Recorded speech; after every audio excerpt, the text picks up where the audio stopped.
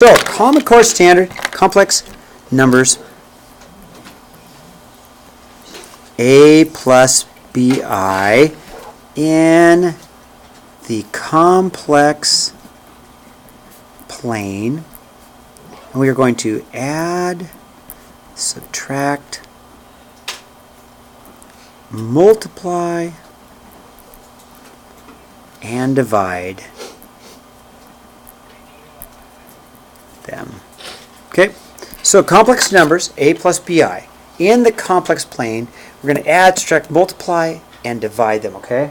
So, Common Core Standard really is the complex numbers, a plus bi, where the a is the real number and the bi is the imaginary, because it's got the I, okay? How does it work? Super easy. Super easy, okay? Everybody ready to go on this? Thumbs up? Yeah. So, this is my real axis. This is my reals. These are my I or my imaginary. You're just going to graph it like a point. You're going to go over 3, 1, 2, 3, and up to 1, 2. There is point A right there. Easy, squeezy, lemon peasy, right? I just went over 3 on the reals and up 2 on the imaginaries. Piece of cake. Yeah. 4, negative 2. 1, 2, 3, 4, negative 2. There it is. You can handle this, can't you? 2 thumbs up so far. You guys agree? Everybody can do this, right? 2. So if I'm going to graph 2, it's just going to go over 2 and up 0, right? Because it's got, in a sense, like a 0i, so it goes over 2, up 0. There's C. 5i is really like a 0 plus 5i, so you go over 0 and up 1, 2, 3, 4, 5. There it is. There's point D. There's nothing hard about this at all, right, Will? I'm sure you don't have your phone out because you'd have to give it to me, wouldn't you? Okay. Now, find the absolute value of each point above. So we're just going to do Pythagorean's theorem. So on part A, we're going to go square root of 3 squared plus 2 squared. That's all we do. It's just Pythagorean's theorem, okay? Which is the square root of 9 plus 4. Which is the, who do you need? Anna is here. You're going to take her away? Okay. Square root of 13. All right, he's taking notes. He's going to, it's up to him.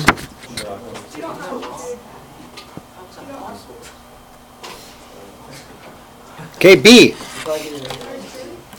So, same thing on B. Square root. Is that easy? Square root of 13? Thumbs up. Thumbs up. Pythagorean's theorem, that's all it is. Okay, B, square root of, you ready? 4 squared plus a negative 2 squared. Before we go any further, a negative times a negative is a positive. A negative times a negative is a positive. A negative times a negative is a positive. So you're going to have the square root of a 16 plus 4. Don't make it a negative. Never negative. Square root of 20. And if we got a little fancy, that's the same thing as 2 square roots of 5. Right? Where'd the 2 square roots of 5 come from? 4. Yep, square root of 20. Same thing as a square root of 4, square root of 5. Right, Kasia? You got this down, don't you? So you get 2 square roots of 5. I would like you to. I don't think I'd mark it wrong if you didn't.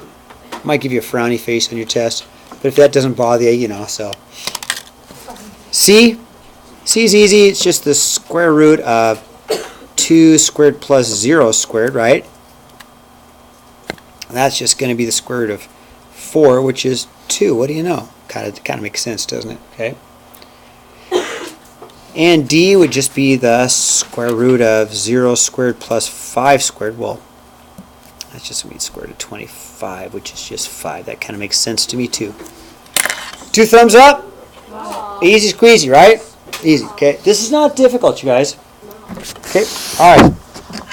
I squared. What is I squared? Take a look at your notes. Look at your reading. What is I squared? What is I squared? Negative 1. Okay, take a look at your notes. It is negative 1, okay? I cubed. Take a look at your notes. What's I cubed? Negative I. It is negative I. Good. I to the 4th. 1. So then I to the 12th, I to the 12th is 1. It is 1. Here's why. Because it is I to the fourth times I to the fourth times I to the fourth. But that's kind of a pain doing it that way.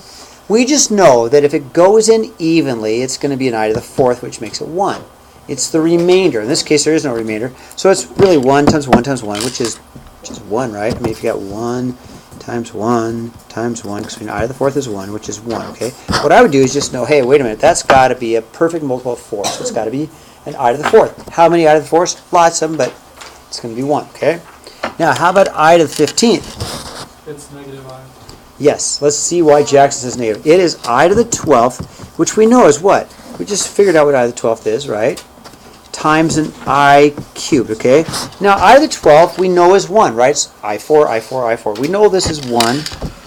And I to the third we just saw in our reading is a negative I. So I can rewrite this as a negative 1I, or like Jackson said, just a negative I. Either one. Same answer, right? Okay, good. It's not hard. This is easy stuff, right? You guys agree? Okay, ready to turn the page? Thumbs up in the back? Yes. No? Okay. KJ, what part's bumping you up? Tripping you up? What part's tripping you up? Okay, you want to copy it down then? Am I going too fast? Okay. Do you want my old one? Yeah, I do. Thank you. Okay. Tell me when you're ready. I don't want to go too fast because that's not fair to you, okay? Are you ready? Okay, turn the page. Now, so when you do I's, they're a little bit like X's, okay? Are you listening? AV. They're a little like X's. These are real numbers. Real numbers go with real numbers. These are imaginary. Imaginary goes with imaginary. So this is going to be a 5 minus 1i. That's your answer. You don't need the 1, but I just added the reals, 2 plus 3, and I added the imaginary. It's that easy. Reals with reals, imaginary with imaginaries, okay? 19, we're going to multiply, okay? We're going to distribute. But we'll get a tiny little trick. Before I do this, my tiny little trick is this. I squared is equal to negative 1, okay? Got to know that, okay? So I'm going to get a 6i minus 4i squared. But I'm not done, because I squared is equal to negative 1. Wait, why did you get that? Oh, because you want that times I. Yep, exactly. So now I'm going to change my I squared into negative 1. So I'm going to rewrite this as 6i minus 4 times the negative 1. So I'm just going to rewrite the I squared into what it is. I squared is equal to negative 1.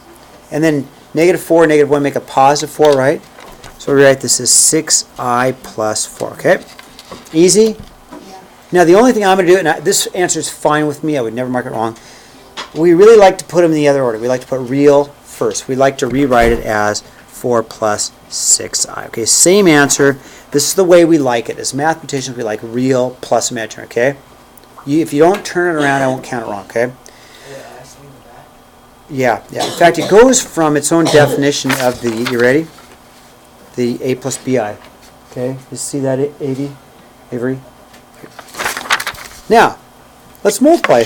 Okay, let's FOIL 10, right?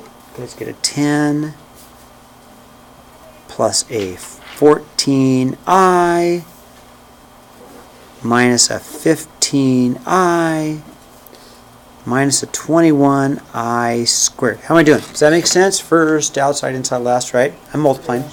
Right? There's no plus or minus in between, so I'm multiplying, right? There's nothing in between here, so I'm multiplying. I'm going to change my I squared. I'm going to change my I squared right here to a negative 1, right? And change that to a negative 1 because I squared equals negative 1. And I'm going to add these two. Okay, well, I'll subtract them, really. So I got a 10 minus a 1i minus 2 times a negative 1, okay? So we got to get it. We have to know that I squared is equal to negative 1. We have to know that, okay? Wait, why did you get minus 2 times the minus 2?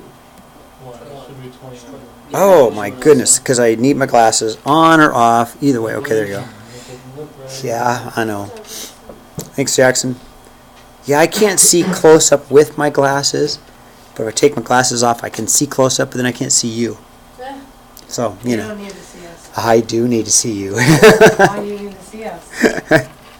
Oh, just in case Amanda starts throwing things. 10 minus 1i plus 21, right? Yeah. She's not going to right now.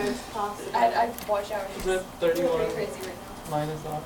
Yeah. Okay, 31 minus 1i, or and again, Jackson, you don't need the 1, okay? Now, there's a rule in math about square roots being on the bottom. Remember, we have a rule about square roots. You can't have a square root at the bottom, right? So what we do is this. If you can't have a square root at the bottom, we fix the problem with the problem. Remember I taught you that before? So we're going to fix the problem with the problem. We're going to multiply both top and bottom by I over I, okay? Same rule, you can't have a square root in the bottom, and you can't have an I in the bottom, okay? So let's see what happens. Wait, why are we multiplying it by I over? Well, you have to start multiplying by 1. So whenever you multiply anything by 1, you don't change the value of the problem. Okay. That's why, yeah. So that makes sense, doesn't it? That's why you have to do top and bottom by the same, right? Okay, let's see what we get. We get a 3i minus a 5i squared. Okay, see? I went 3i minus 5i squared. 3i over a 2i squared. Okay? So far, so good? Now, what do we know? What do we know? We know that I squared is equal to negative 1, right? So let's change these to negative 1s, okay? So I'm going to do that. I'm going to go a 3i minus 5 times a negative 1 over a 2 times a negative 1, right? So just change the I squareds into negative 1s. Okay, let's see what I get. Am I going too fast? Am I okay? Okay. Wait, can you explain why you multiply by I over I again? Yes. So, Because that's what you have in common. right, and you have to do top and bottom by the same thing because you're multiplying in a sense by 1. And when you multiply anything by 1, you don't change the value. That's why you do the same thing on top and bottom, okay? Oh. So then let's see what we get. We get a 3i plus 5 over negative 2, right? And then I really have to separate them because you have to have a real number and then imaginary. They don't go together. One's a real number, one's imaginary. So I'm going to rewrite this answer as a negative 2/5 minus 3/2 I. I got to squeeze that in over here. Yeah, let me write over here. Squeeze it. Okay, so I've got to see my negative 5 halves, negative 5 halves minus 3/2 I. There you go. So I just separate So you it. just essentially just separated it into two different fractions of the same. Yes. I'm going to say it just like Jackson said. I essentially just separated it into two separate fractions, both being divided by negative 2. Why is the negative 2 on top of the 5 then? Oh. It's not. You had it. Okay. Number 22, graph. We can do that. 3, negative 4. 1, 2, 3, 1, 2, 3, 4. There it is, right? You guys agree? The absolute value is this length, right? I just went 3, negative 4, right? The absolute value is this length. So to find that, we're just going to take the square root. 3 squared plus a negative 4 squared, right? Guys, where are you going? Where are you going? Okay. Square root of 9 plus 16, right? Square root of 25, which is 5. Easy? Okay, now here's the problem. Here's the hard one. It says extra. So you might see a problem like this as your extra credit on Friday. Okay, anybody want to see it just in case you want to get some extra credit right? Yes. So, if you multiply by I over I, it won't work. It's because this 3 messes this up. So we multiply by a thing called the conjugate. It's just the opposite. So multiply it by 3 minus 4i. Because I have to do by the opposite of that.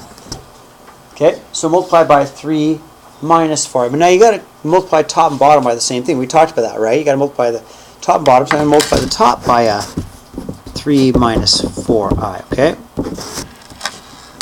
It's a good problem. So let's keep going. So then I'm going to have a 21 minus a 20i minus a 21i plus 28i squared. Let's go down and see what I did, okay? Just FOIL the top. So I did. You'll see why this is an extra credit problem, okay? You will, real quick, okay? So I FOILed. Here's my, well, that should be 15. Can't multiply, can I? Darn glasses, I'm telling you, man. I take them off, I can see the paper, but I can't see you. How about 15 minus 20 minus 21 plus 28, right? And on the bottom, we're going to get, take the glasses off so I don't mess it up, 9 minus 12i plus 12i minus 16i squared. Now, if you take a look at that, you're going to see why the bottom is going to be rid of all the i's. All the i's in the bottom are going to be gone because these two cancel each other, don't they? Right? And this becomes a -1, which means all the i's are gone on the bottom, right? And we don't care if i's on the top. That's not the rule. The rule is i's on the bottom. And we just did that. We cleared all the i's on the bottom. So let's see what we have. And on the top, it's a mess. Sorry, that's the way it is. 15. 3 times 3. Yeah, good question. So I got, on the top, back to the numerator, I'll have a 15 minus a 41i plus 28 times -1. Okay, and I got the -1 because I squared is -1, right? And on the bottom, or the denominator, you're going to have 9 minus 16 times -1. Okay? How am I doing? It's a good problem, isn't it? So, on the top, we're going to have 15 minus 41i minus 28. And on the bottom, we're going to have a 9 plus 16.